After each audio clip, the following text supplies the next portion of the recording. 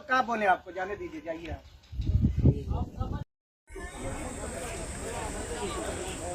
तो उनको प्रभार देना होता है, और जिस व्यक्ति को प्रभार मिला उस व्यक्ति को फोन कॉल्स का सरकारी नंबर पर जवाब देना है।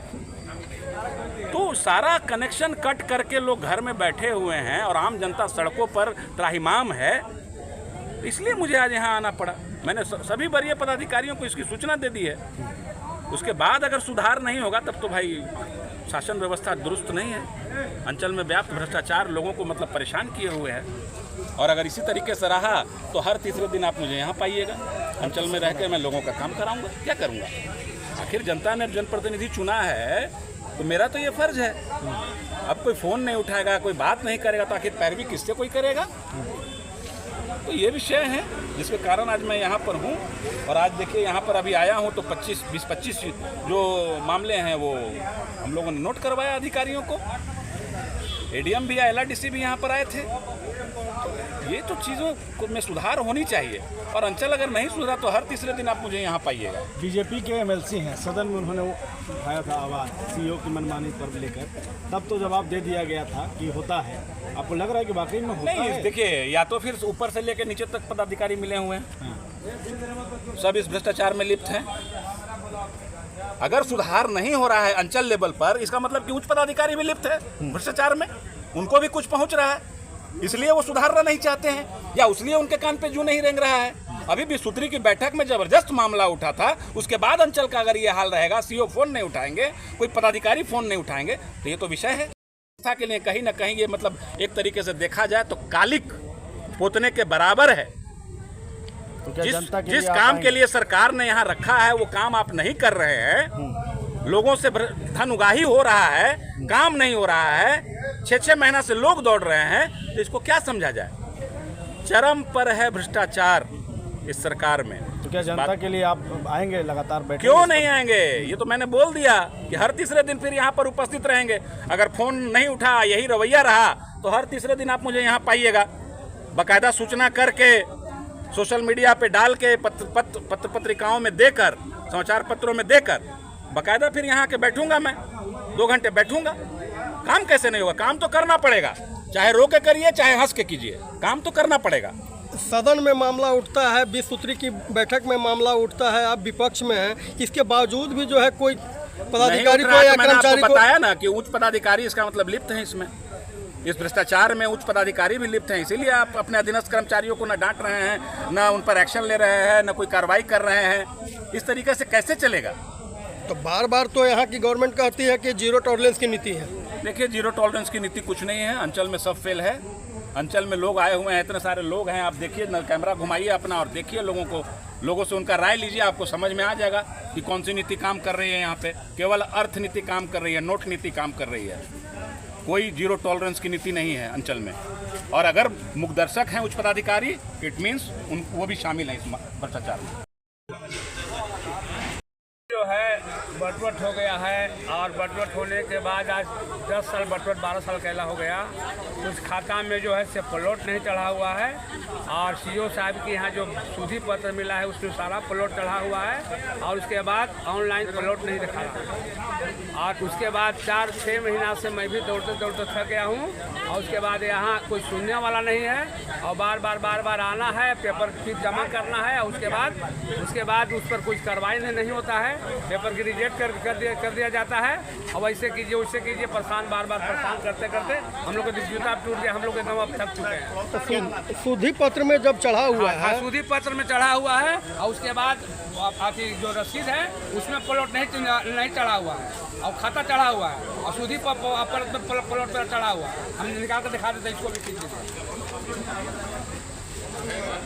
देखिए, ओरिजिनल सूधी पत्र है, देख लीजिए, ओरिजिनल सूधी पत्र है। हाँ, सारा कागजात सबके पास है, लेकिन कोई सुनवाई नहीं है। सबसे ज़्यादा औरंगाबाद का स्थिति खराब है। हम लोगों ने विधायक जी को, हम लोग 50 आदमी जाके बोले हैं, तो आज विधायक जी इसके संविधान में आए हुए हैं। आज जो आप लोग ब्लॉक पर घेराव किए हुए हैं, घेराव करने का मुख्य कारण क्या है? मुख्य कारण ये है सर कि मान लीजिए कि एक रसीद में 7 खाता का रसीद कट रहा है, जिसमें एक खाता मालिक है, जिसके वजह से 6 खतिहान प्लॉट जो है उसको भी लॉक कर दिया गया, जिसके वजह से उसका लॉक खुल नहीं रहा है। तो आप मालिक को हटा दीजिए, हमारा जो खतिहान प्लॉट है उसका तो लॉक खोलने का कृपा कीजिए। यहाँ आते हैं तो बोलते हैं LRDC के पास जाइए, LRDC के पास जाते हैं तो बोलते हैं कि ऊपर से आदेश नहीं है। तो पब्लिक आखिर कहाँ जाए, पब्लिक आखिर कहाँ जाए? एक रसीद में अगर 6 7 आप इन लोगों ने काटा है तो आप खतिहान प्लॉट को भी कौन लॉक करके रखे हुए हैं? एक मालिक खाता है उसमें और 6 खतिहान है, उसके चलते उस सबको लॉक किए हुए हैं। तो 6 जो खतिहान है, आपको मालिक का नहीं रसीद काटना, मत काटिए, आप हमारे मालिक को छोड़ दीजिए। लेकिन जो खतिहान प्लॉट है उसको तो अलग करके लॉक किया जाए। और ये देखिए लेटर भी है, बोला गया है कि सीओ के पास निदेशक राकेश कुमार जी का लेटर भी है। और इन लोग मतलब 6 महीना से आप पब्लिक को घुमा रहे हैं, हम लोग भी घूम रहे हैं। जो हमारा उसको तो लोग को खुलवा दीजिए, एक मालिक खाता है उसको हटा दीजिए। हमने लेटर भी दिया कि उसको छोड़ दीजिए, हमको इसका रसीद नहीं जरूरी है, लेकिन फिर भी नहीं हुआ। ये मामला कहाँ, कौन पंचायत का है? ये खैराबिन पंचायत का है। आखिर और से ऐसे बहुत से लोग मित्र लोग ऐसे हैं, मामला हजारों मामला है। हजारों मामला है। ऐसा मामला मेरा सिर्फ सिंगल नहीं भैया का भी मामला है, है। ऐसा मामला हजारों है जिनका जमाबंदी लॉक है। ये पूरा लेटर आया हुआ है। एक मिनट, उस जमाबंदी में रैती खाता भी है, माली गरमजरुआ खाता भी है। और इनका कहना है कि माली गरमजरुआ खाता होने के कारण मैं जमाबंदी को लॉक से अनलॉक नहीं कर सकता। तो मैं जानना चाहता हूं कि यह पावर किन्हें प्राप्त होगा, कौन पावर देगा जो जब माली गरमजरुआ को हटा करके रैती जमाबंदी को लॉक से अनलॉक करे? यह पावर कौन देगा? किस सरकार के द्वारा पावर आएगा, किस अफसर के द्वारा पावर आएगा, कौन पावर मांगेगा? जनता मांगेगा पावर।